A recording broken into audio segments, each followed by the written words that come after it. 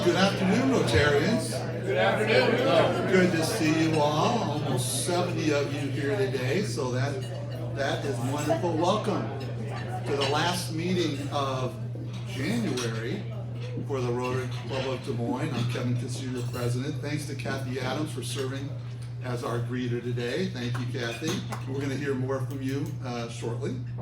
And as a reminder, if you want to help and become a greeter, you can do that right on our newsletter online link, or sign up outside at the badge station. You can also sign up to give a moment of inspiration. We didn't have anybody sign up today, but that's okay. We had a horrible event happen over the Potomac last evening, and I thought it would be good for all of us just to take a few moments of silence in thought or prayer for those folks affected and the families. So please join me in taking a moment.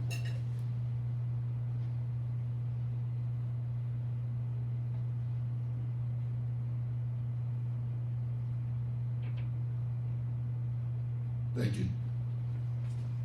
And now I'd like you to please stand, and if you can, and join me in the Pledge of Allegiance, the four-way test, and we'll have opportunity to greet all the members here. I pledge allegiance to the flag of the United States of America and to the republic for which it stands, one nation, under God, indivisible, with liberty and justice for all. And the four-way test is it the truth? Is it fair to all concerned? Will it build goodwill and better friendships? Will it be beneficial to all concerned? Now, greet your fellow Rotarians and guests today.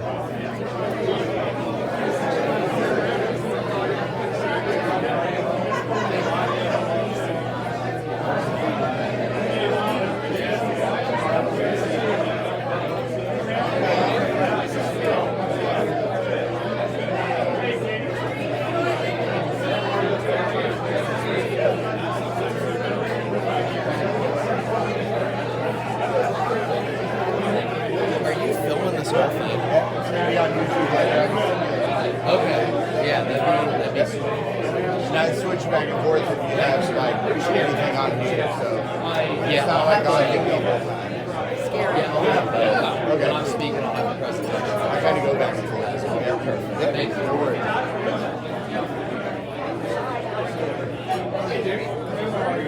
Nice to meet you. Where have we been before I know?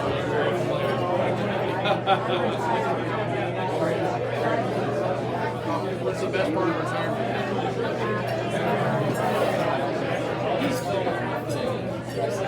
The have-tos are...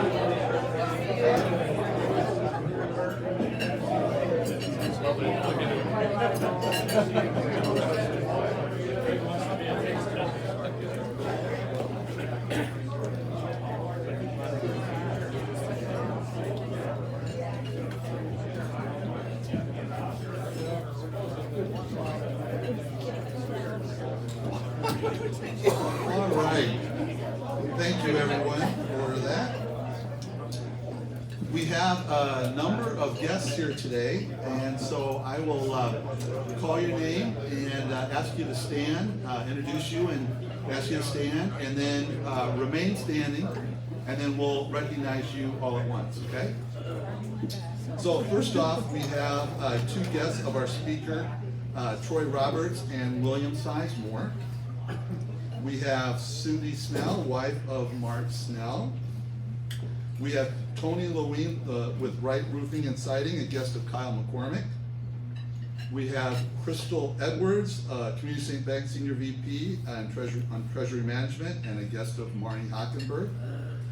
We have Melissa Merrifield, Hy-Vee Health Exemplar Care Director of Marketing, also a guest of Marnie.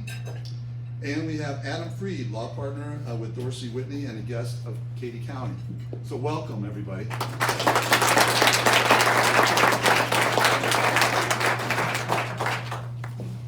Okay, it's Did You Know time, and for our number of guests, this is a time where I promise you you'll learn something, whether it's valuable or not.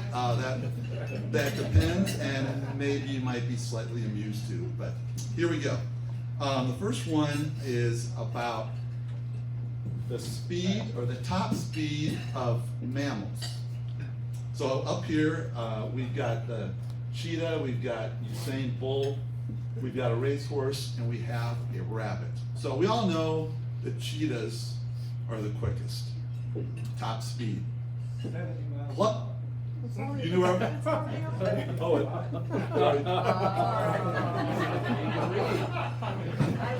right. So I was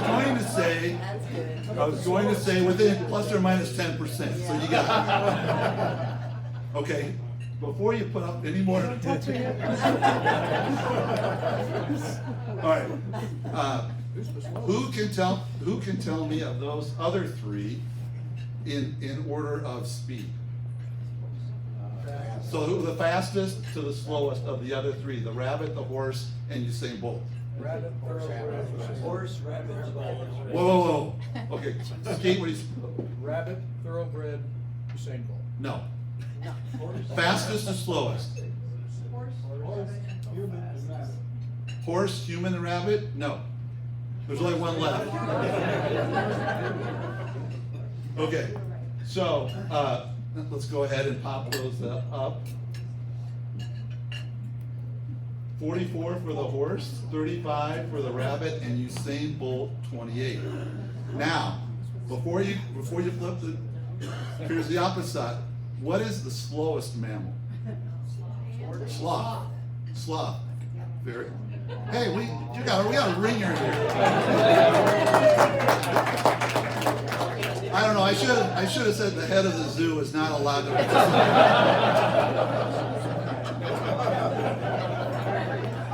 Okay, now since you jumped in,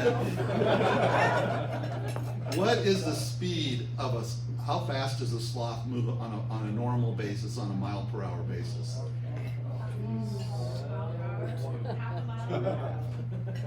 Very good. You're within the window of acceptability.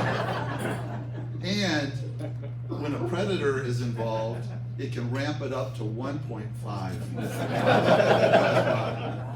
And the sad thing that I've come up with this conclusion in reviewing all of this is, in my high school days, I was closer to a sloth than Usain. And now I'm going to bring up Skeet to come up and lead us in a little, although I've kind of loosened them up a bit, Skeet. This is going to be a little tough for you to follow.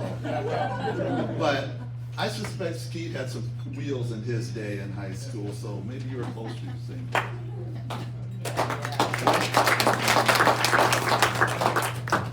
As my high school baseball coach told me, he said, Wooten, he said, you can't even rustle leaves.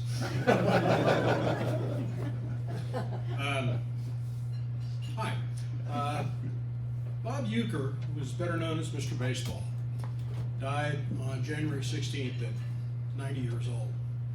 He was a lifetime 200 hitter, exactly. But he was more famous for Miller Lite commercials, oh, I must be in the front row, and for appearances on The Tonight Show. But a funnier man never existed. So in his honor, here are a few Eucharisms. Anybody with ability can play in the big leagues. But tricking people every year the way I did, that's a much greater feat. I had a 200 batting average in my entire career, which tied me with another great, Don Carter, one of our top bowlers. I signed with the Milwaukee Braves for $3,000. That bothered my dad because he didn't have that kind of dough, but he eventually straightened it up. I'll never forget my first opening day. They told me it was a night game, and then I found out they played that afternoon. My managers didn't want me in on a game. Heck, they didn't want me on the bench. Kids asked me what team I played for. I told them nobody, but I sat on the bench a lot. They can't all be right. I'm getting released from the St. Louis Cardinals. He said, they broke it to me gently. The manager came up to me before the game and said they didn't allow visitors in the locker room. You know, my son lost a game and parents threw things at us and swore at us in the parking lot. Gosh, I was proud to chip off the old block. I was part of a no-hitter once. It was against us, but I sat there and did my part. So, and the last one, during a World Series broadcast with Bob Costas, Costas said to him, "Bob, you've got a ring from that 65 Cardinals team." And Euchre shot right back, "Yep, 3 more payments and that sucker's mine."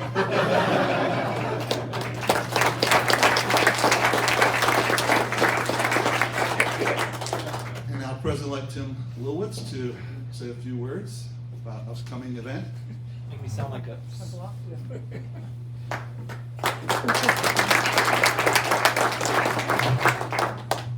Good afternoon, Rotarians. Thank you, President Kevin. Following up on my tease from a couple weeks ago, Kitty has our slide up. March 27th, the party formerly known as the February Fling, now called, and I ran this by Skeet and his group, the Spring Party.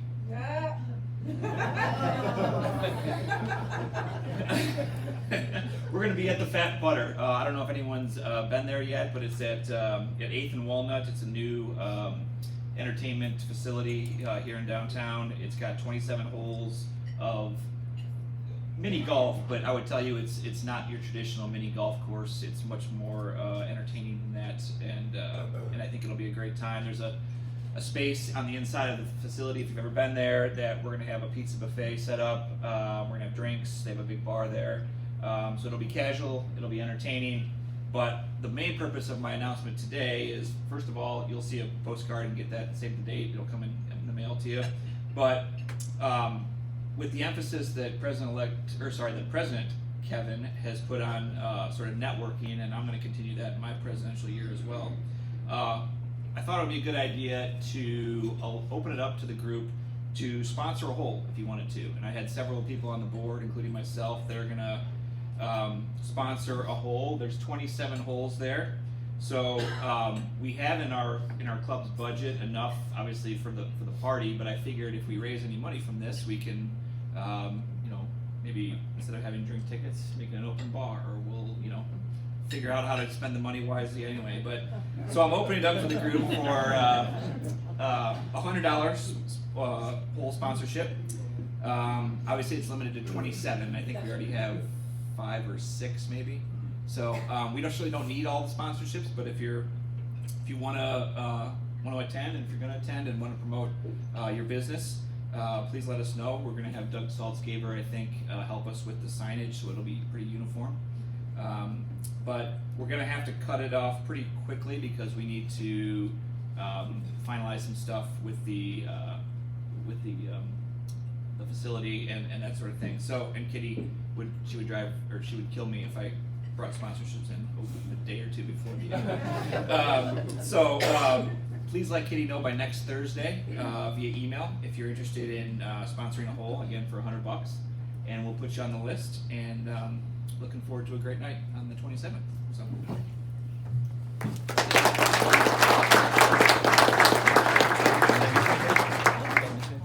Thank you, Tim.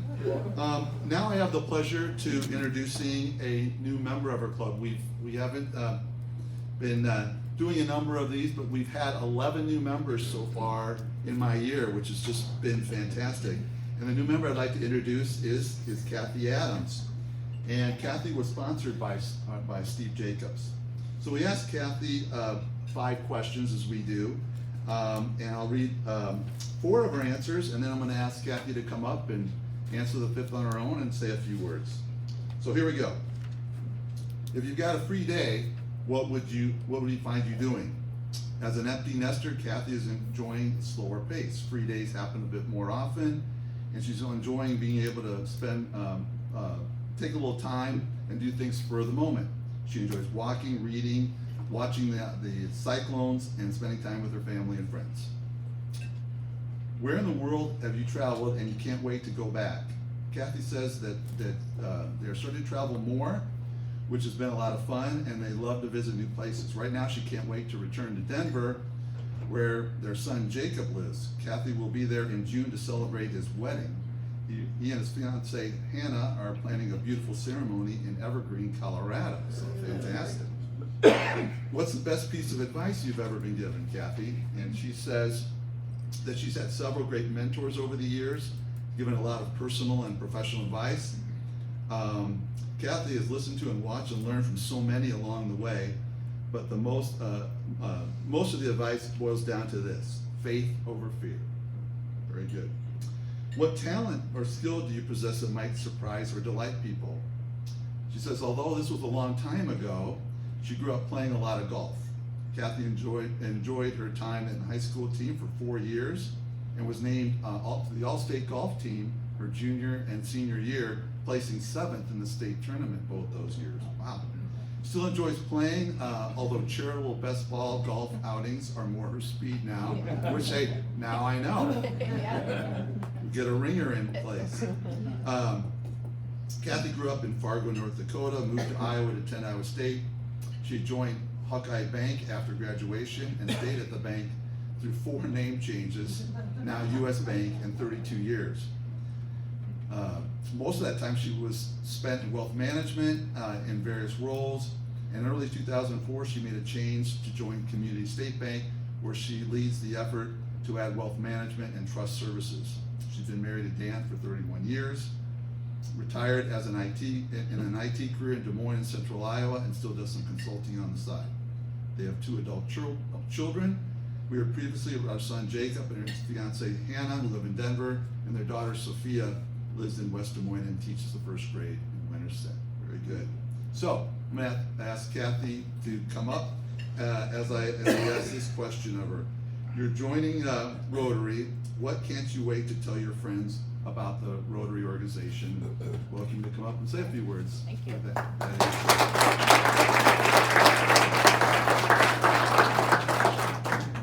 Well, thank you.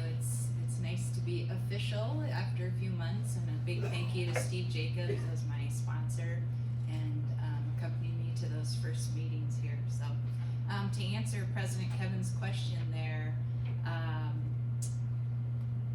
I was Rotarian in the Ames Club for many years, so the service aspect of Rotary is very important to me, and I've already seen in just a few months here that it's very important, obviously, to this club as well. But I think what sets it apart so far to me is the welcoming, how welcome I felt. When after my first or second meeting with Steve, President Kevin reached out personally and called, sent an email, asked if I had any questions, sent some other materials. Obviously, Kitty's been very welcoming and makes things very easy and understandable as well. So, and then just everyone here, all of you at the meetings, I've tried to make an effort to sit at different tables, and everyone has been very friendly and welcoming as I've done that.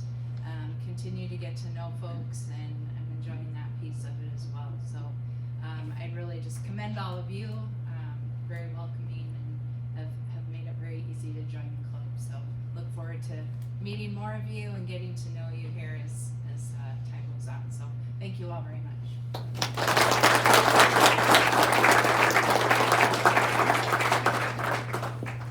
And now Susan Jeffens will come up and introduce our program for the day. Susan? Thank you, President Kevin.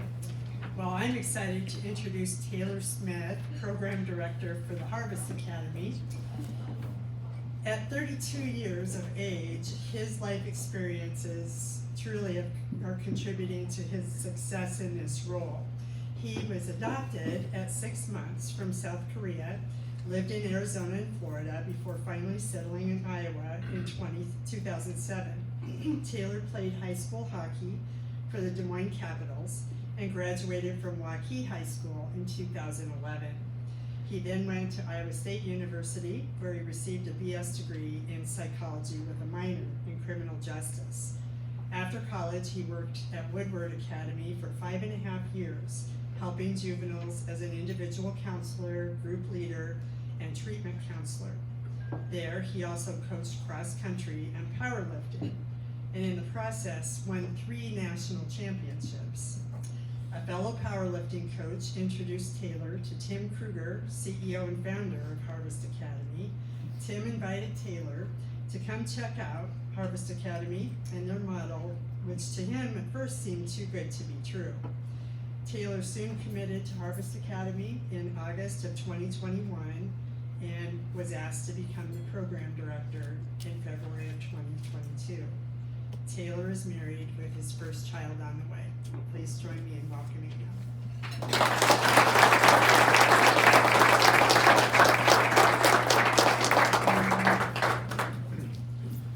Good afternoon, Rotarians. Again, my name is Taylor Smith, Director at Harvest Academy. I too am also a new Rotarian as of a couple weeks ago. I attend the Friday morning club, so it's honestly a great opportunity and honor to be speaking in front of you guys today.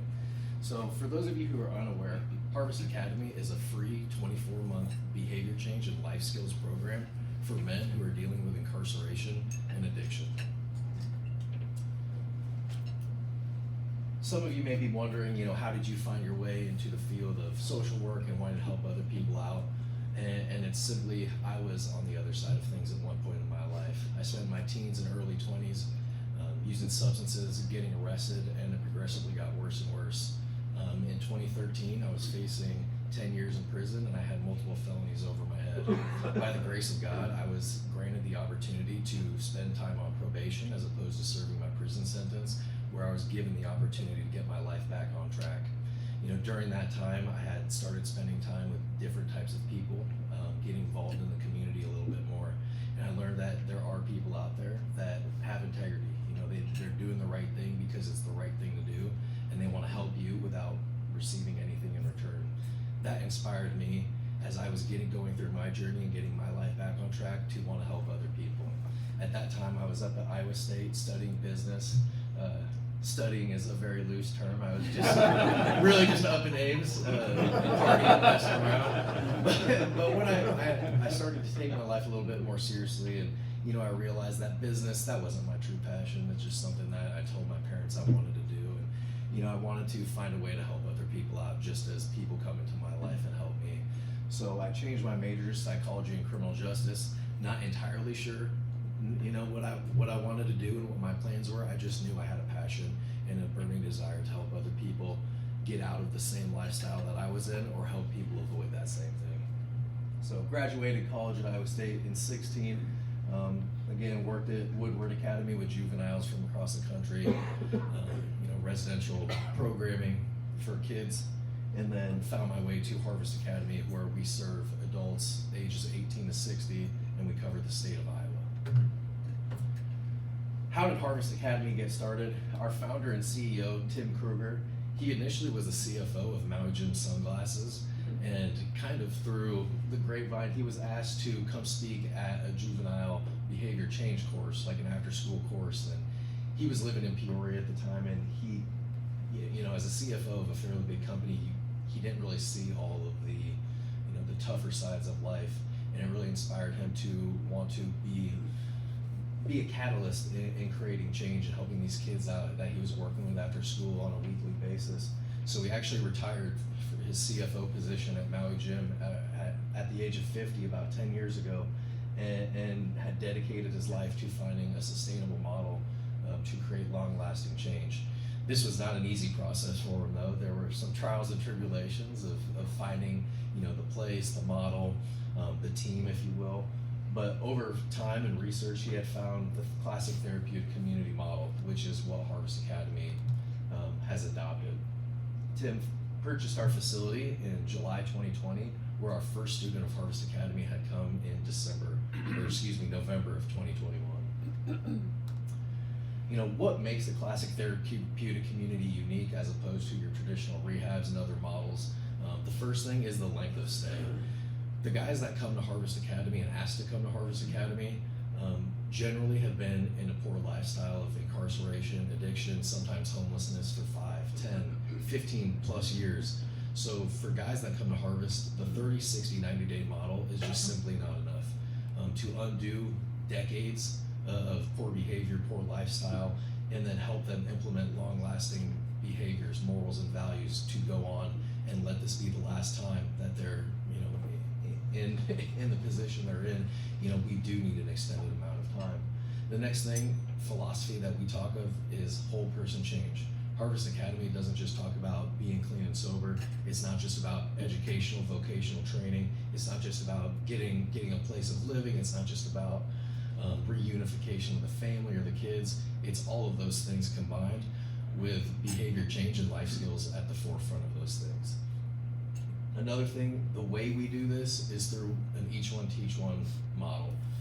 So because myself, Troy, and William, we have lived experience kind of on the ugly side of life, but more importantly, we have lived experience coming to the other side of life. And who better and more credible and reliable to the students that have come after us to Harvest Academy to help them, guide them on their journey to a better life. You know, and then the last thing that makes Harvest Academy, the classic therapeutic community model, very special is it's completely free of cost. We are a nonprofit. We ask our students to pay no money for their entire stay. For the entire 2 years, our students get to be there for free.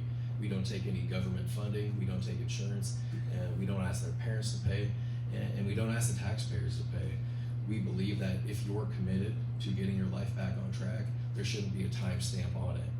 Because we are because it's free to our students are able to stay as long as they want and need, not as long as there's funding. In the introduction, it was spoke about how I thought it was too good to be true, and you know, are things truly free in this world? It's hard to believe that. But the way Harvest Academy as a nonprofit is able to make our students' 2-year stay completely free of charge is our social enterprises. Our main one being Harvest Academy Movers. So Harvest Academy Movers is employed and student run by the guys who are enrolled into the program. So we have, you know, up here you can see that our numbers. So in 2021 when we started, we were just a little bit above $100,000. You know, as of 2024, we were able to raise almost $1.2 million in revenue, and that's just strictly through the efforts of our students and our business model growing. So 100% of that revenue gets put back into the program for us, not only to help the guys in the program, they get to pay it forward, go out there, work every single day, and get to make sure that there's a bed for the next guy who's on the streets in jail that needs a Harvest Academy to get their life back on track. We are, you know, you can Google it. We are the highest rated moving company in Des Moines. We're 5 out of 5 stars. There's no other moving company in Des Moines that has 5 out of 5 stars on Google with the amount of reviews that we have. Yeah, I think there's like 400 or 500, over 560 5-star Google reviews. So it's, you know, those things are milestones and good benchmarks. But to me, it's mostly important because it is a reflection of the students in the program. It is a true reflection of what we can do when we have the time, space, and environment to help these guys get their lives back on track. As guys go through the program, you know, it is a lot of physical, mental, and emotional just reflection and life skills, and how do you replace the negative things with positive things, and then be able to do it in a real structured environment as opposed to just reading a book about it, filling out packet work, watching videos. You know, these guys live real life every single day under the model and structure of our program. So by the time they leave, you know, we have what we call a workout phase. So towards the end of their guys' 24-month commitment, they can have a 3, 6, or 9-month period where they leave Harvest Academy's social enterprise. We help them get a full-time job, open up a bank account, and for those 3, 6, or 9 months, our guys will be able to save 100% of their wages. So when they leave Harvest Academy, you know, they can get an apartment, they can pay off fines, they can get a vehicle, they can do what they need to be financially stable. So when they are coming out of a highly structured program after 24 months, they have that financial foundation to get their lives going. You know, other things that we require, 100% of our students are going to be full-time employees when they leave. Help them get birth certificates, social security cards, driver's license. If they don't have a high school diploma or GED, we'll help them get that, because we all know how important that is to occupational therapy, really, getting back into the workforce. And then for students that the 24 months is not enough, we also offer a 6-month extension as well as a 12-month extension.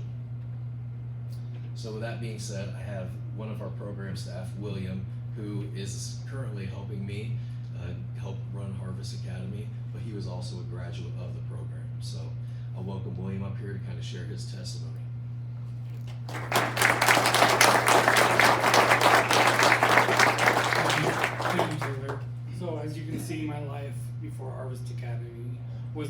so pleasant. I wound up on the streets of Sioux City homeless for 4 years, struggling with a drug addiction. I had no place to go. My family didn't want nothing to do with me. I had no purpose in life. I found myself in jail facing 25 years in prison for check fraud, identity theft, and numerous theft charges. I had no chance in life at the rate I was going. So I found Harvest Academy through a jail prevention program. They told me it was a 2-year program that I had to cut off all ties with my family for the first 30 days, 90 days, and I was okay with that because in my life I had no contact with my family the way it was going, so why not, put my best foot forward to actually get a grasp on my life. Being able to go to a 2-year program and actually work on myself, I didn't have to worry about financial reliability, I didn't have to worry about where I was gonna live, how I was gonna eat, just to be able to focus on myself. I had no accountability in my life. Harvest Academy taught me how to take accountability for myself, take accountability for the actions of the guys around me, and be able to be the man I am here today, standing in front of you. When I first got to Harvest Academy, I didn't know what I was getting into, but I realized soon afterwards that this is where I needed to be to get my life back on track. Now, being staff at Harvest Academy, I help the guys with struggles that they may face when they graduate Harvest Academy, such as getting a license, getting on payment plans, finding an ID, getting their social security card, birth certificates. I help guide them in the direction that they need to go and be able to be successful when they leave Harvest Academy. Thank you.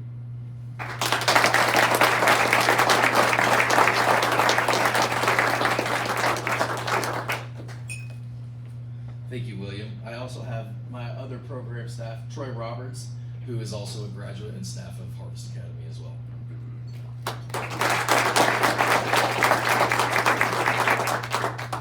So I also have a similar background as William. I've been with Harvest Academy for 4 years now, went through and graduated the program 2 years, voluntarily stuck around for another year because I wanted more of the same and I loved who I was becoming. And now we have been going through this together for about 4 years. Prior to that, I spent about 20 years of my life using and abusing drugs. I was highly addicted to meth, fentanyl, heroin, and it got to the point where I got involved with some very dangerous people and I started trafficking narcotics. This was not only to supply my habit, but to make fast, easy money, cut every corner that I possibly could because honestly, I was lazy, I was self-centered, I was egotistical, and I thought that I could sustain a lifestyle even though it was destroying those I came in contact with, my family, strangers. It got to the point where I was even trafficking narcotics out of my apartment where my only child was. Because of my poor choices, I eventually got raided, I got arrested, I got DHS involved, and as you can imagine, I had my rights terminated to my only child. This is something today that I fully accept because at the time who I was then, honestly, I deserve that. It's a tough pill to swallow, but I do know that over the years of being at Harvest Academy, going through this journey with Taylor, going through it with William, I've been able to transform and become somebody that I am no longer, I don't tie myself to that individual anymore. I am no longer self-centered, egotistical. I no longer do not care about the people I come across. I am no longer willing to prey on families just to sustain my own selfish habits and my own selfish desires. Instead, I've been taught how to live with a life of integrity, how to take accountability, how to be responsible, and because of that, we are able to transfer that onto the newer students that are coming into the program. I often joke and I think about, Taylor was talking about the each one teach one philosophy, like who better to usher and guide these guys across the finish line than guys that have once been there before. And I think about what a job interview would look like at Harvest Academy if you didn't go through it, right? Like a normal job interview is, hey, Mr. Roberts, what qualifications do you have for this job? Well, Harvest Academy is, I was a former drug addict, I was a former criminal, I used to take advantage of everybody I come across, and I'm thinking about the minds of an employer at a regular job, and they'd be like, but instead at Harvest Academy, it's like, you're hired. And why is that? It is because of that relatability. It is because we provide that tangible proof that no matter how deep and how dark of a hole that you have dug for yourself, through the right guidance and the right circumstances and the right environment, anybody is possible to change. You know, in closing, this is something I always practice when I do public speaking, so give me a moment. I tried cooking it up when I was sitting there. I always like to relate something that I see on the slideshow with the people that I'm presenting to. And a little fun fact about me is I like running. I'm an avid runner. I just got into it about 1.5 years ago. I like what it does for me mentally. I like what it does for me physically. So when you did that Did You Know segment up there, obviously one of the arguably best runners of all time, Usain Bolt, was up there, right? And me being who I am, I have Googled plenty of quotes from him. I've watched plenty of videos of him, and I actually just came across this quote from Usain Bolt the other day. And he says, "I trained for 4 years straight to be able to run a race in 9 seconds. So it breaks my heart when I see people give up on themselves after 2 months of not seeing progress." That to me is powerful. Why? William and I have literally gone through this program together for 4 years. This program has been established for, I believe, just about 4 years. And we literally deal with people every day who, the early stages of their program, those first couple months are so crucial because they're trying to decide, is this for me? Is this the right thing to do? They're confused. And we encourage them. The road to progress, it takes time and it takes consistency and it takes work. So I don't know why, it's just, maybe it's fate, but what I'm trying to convey is that even with what you guys are doing at the Rotary Club, what we do at Harvest Academy, the things that you're trying to accomplish, you may not get it done in 2 months. It may take years. But just understand that the journey along the way, the friendships, the relationships you get to build, it all pays off in the end. Because it wasn't too very long ago that William and myself, we were living a very, very dark life. And now 4 years later, I love who I've become, and I honestly can say that my family does. I'm getting back in my child's life. I have two mentors right here that I know I can call at any time for anything, and they'll do whatever I need to be done within reason. I appreciate the opportunity to come up here, and we definitely appreciate the opportunity to be a part of this event. Thank you.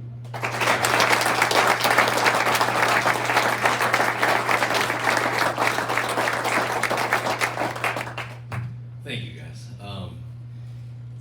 I can't even begin to explain and stress how, if there's no William, if there's no Troy, people that have dedicated their lives to give back and help the people that go through the model that change their life, there is no Harvest Academy. I can't do it by myself. Hey, I may have a story, I may have gotten my stuff together, but at the end of the day, there was no Harvest Academy 12 years ago. I had to do it a different way. So for them who have gone through it and continue to help guys who are entering our program, in our program currently, it's really them that have that special influence that cannot be replicated anywhere else except within Harvest Academy. With that being said, what's in store for Harvest Academy? Where's our future? Currently, we have a facility in Indianola. We're able to house 12 students on site. There's 10 acres. We have a couple apartments to get, upwards of 18 students within the program, but we run at or very close to capacity. So what Harvest Academy is looking forward to, we actually just had a board meeting. We have, if you look up here, that main road is Fleur, and the road going east and west is County Line, just south of the airport, catty corner from that Casey's. So we've actually purchased that land. I believe there's a cemetery north of there, but we've purchased that 17 acres. We've got it zoned to potentially start building our new facility. So on the right, the east side, that's going to be residential housing for our students. So right now we 16 to 18 students. When the project's done, we're looking to have upwards of 80 students capacity to have within the program. Kind of in the middle there, that would be transitional living. So students that graduate the program, the reality is, hey, there's still bad credit, there's still bad renter's history, there's still a criminal history where they might not get into an apartment, they might not get into the greatest apartment. So being able to have the opportunity to rent out our own Harvest Academy apartments to our graduates is something that we absolutely want to have. And then in the front half facing Fleur there, those are going to be where our social enterprises are. So right now, I talked about the moving company. We have a fleet of 3 trucks. We're looking to have upwards of 8, 9 trucks, a thrift store, so when you move, people, hey, I don't need this pool table, I don't want this dresser, hey, I'm totally getting new furniture. So having a thrift store is really hand in hand. And not only is it just an opportunity to generate more revenue to help more guys, but it allows our guys to have more skills in the workplace. So moving is great. You actually learn a lot moving. But with thrift, there's customer service, there's sales, there's merchandising, all that type of stuff to help these guys come out as well-rounded as possible. So, if you're interested in helping Harvest Academy or learning more, definitely feel free to talk to me. The three biggest things is, in order to make this facility, in order to save more lives, we are in the middle of a capital campaign. If you or someone you know is struggling with addiction or incarceration, we are open 24/7. We are always open to talk to people. And then the last thing would just be hiring our moving company. So thank you guys for letting us come out today. I think we'll open it up to any questions for myself, the team, on a personal level about Harvest Academy. So thank you.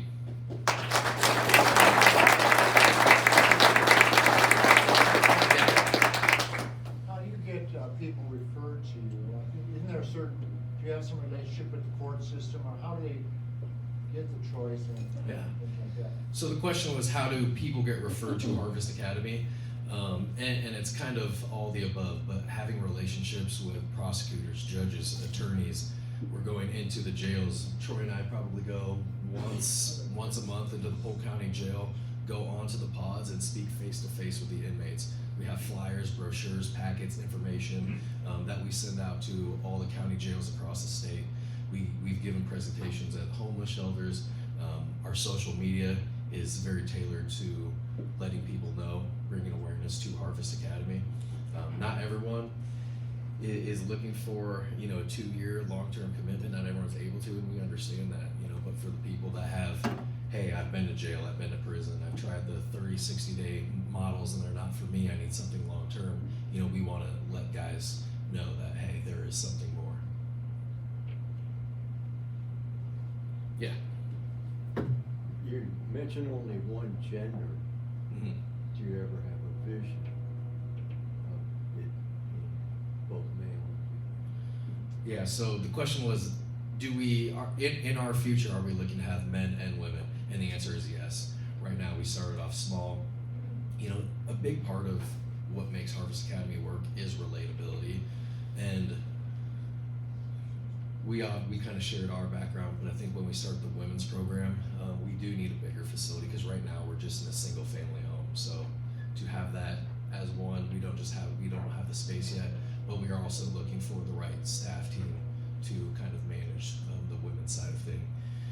Along with that, it is important to help women and men of this demographic learn how to coexist, work together, and not just look at each other in the ways of their past life. So men and women is absolutely something that we are looking forward to incorporating.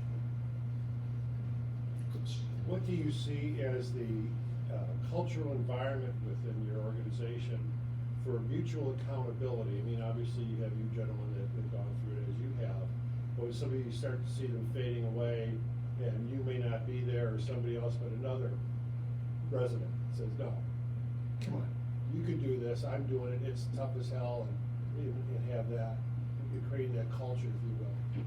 Yeah, so the question was essentially, how do you create that brotherhood? How do you create that culture where integrity, responsibility, and accountability is kind of at the forefront?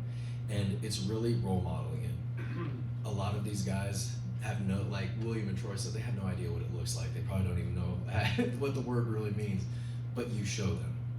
And we have a saying, it's just do the next right thing and act as if you are accountable until you become accountable. Act as if you are honest until you become honest. Because a lot of times when we're living the past life, we don't understand. We want to be accountable one day and act like the world owes us something. Hey, it's gonna pay off tomorrow. That's not how the world works. So you continue to be accountable, you continue to do it until you do see that little payoff. And then it inspires you to, hey, I actually like that, I want more of that. But then because I have that lived experience of doing that, that's where you kind of pass it on. And you feel that magic, and you see these new guys, these other guys come in, and you want to share that with them. And that pure, genuine, just care and concern for others is what differs Harvest Academy, I feel, from the environment of a prison yard or, a quick jail stint. Yeah, that's Appreciate your testimonies, Leslie, and both of you. What I'd like to know is, what is your success rate of getting guys through the program without losing them, and what do you need to improve that?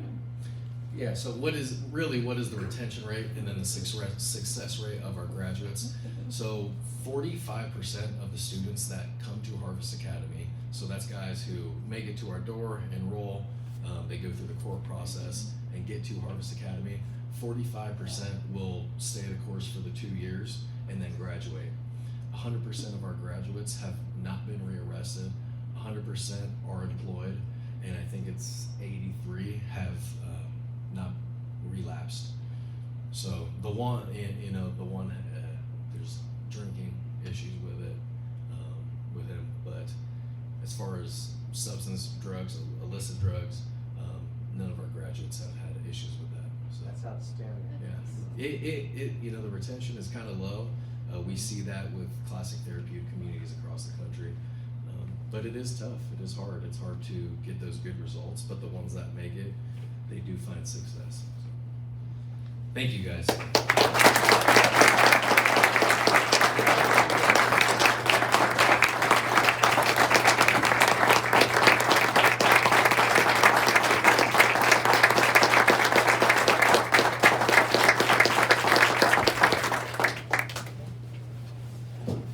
Guys, we really appreciate our speakers, but we don't do too many standing ovations. So you guys obviously really moved everybody in this room. So thank you again for sharing your stories, and Taylor, for your leadership in this incredible organization. Thank you guys.